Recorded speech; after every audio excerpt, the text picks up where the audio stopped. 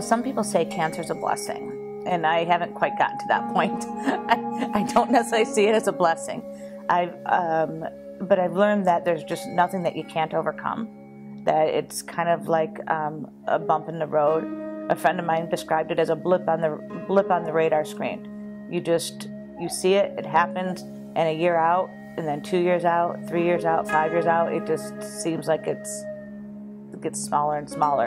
And what seemed like a huge mountain to get over at the beginning becomes just a smaller little hill that you climbed and made it to the other side.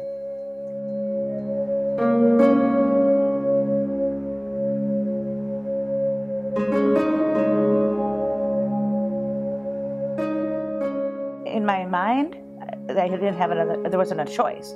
I knew I was going to do this, whatever they said to do to get better, to get healthy, because of the kids and the dogs and the friends and everybody. I just knew that that's what I had to do. So, and I told the girls that at the end of the treatment I was going to buy a horse. And so I kept thinking I have to get through this so that we can get to that point.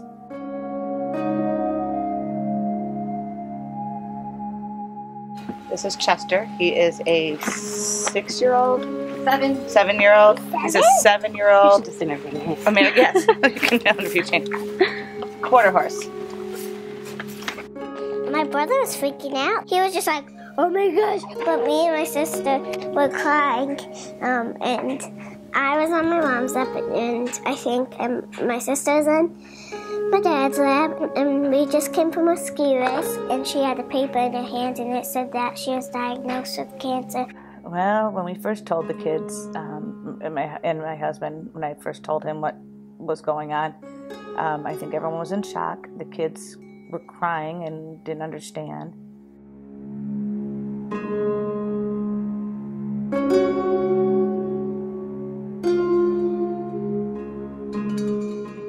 My word of the year is forward. Keep moving forward. One of the reasons I went back to take a full-time job was to put that in perspective and to keep moving. I'm the marketing director for Integrity Integrated, and we are a company that provides leadership programs and leadership training for business people. They were all scary moments, but I just knew that I knew in my head that I was going to get through it. It was kind of like when my youngest daughter was born, she was a preemie, and there was no way there was anything was going to keep me from bringing her home from the hospital eventually.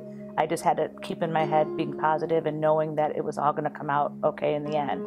And I just did the same thing with the cancer treatments. I just had to look forward, keep moving forward, keep going forward, and just kind of checking things off the list as we went, because there wasn't an alternative. I think if there's something that you want to do, you might as well do it, because you never know. It's just like, you can lose somebody in a car accident in the blink of an eye, and you never have a chance to say goodbye or find anything that you want to take care of. So you might as well do what you want to do now, accomplish what you want to accomplish, because there's no one that can say you can't.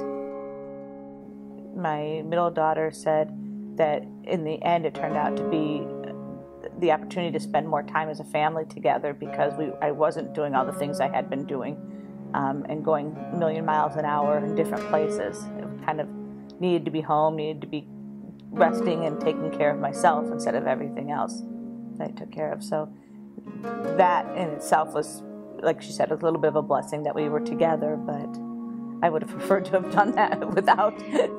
I would have, if God wanted to give me a sign on slowing down, He could have figured out a better way to do it.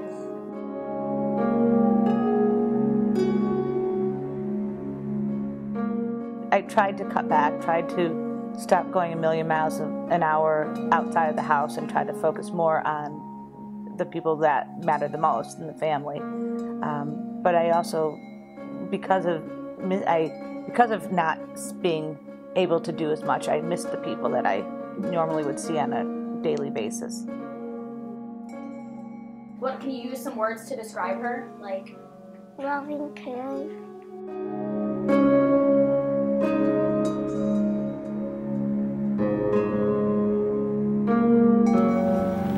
Stay right here. The gate's right there. Okay, so just stay right here.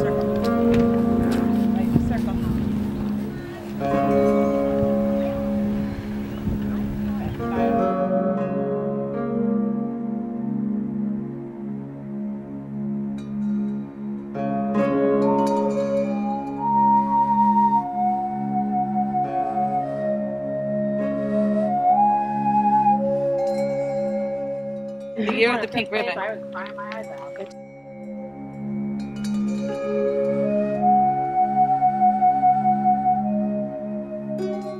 Cancer happens, and it happens to so many different people in all walks of life, and it doesn't discriminate, it doesn't stop, it doesn't stop, but it's got to be some way, someday, for us to figure out how to make it stop, how to keep it from killing our kids and family members, and make it not the big scary C word that it is.